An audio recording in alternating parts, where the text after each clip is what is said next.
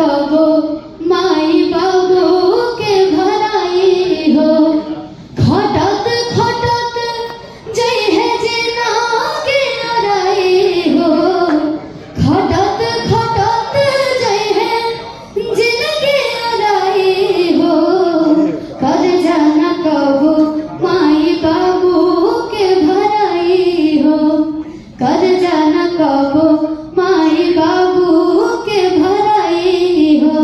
इनमें बहुत ही प्यारा एगो शब्द हो गया कि कोखिया के पिजाड़ा के सुगना बनाई के 9 महीना रखली तोहके छिपाई के कि पियली पसीना तोहके बेनिया डोलाई हो पियली पसीना तोहके बेनिया डोलाई हो कर जाना कब माई बाबू के भराई हो। Thank you. बहुत शुक्रिया।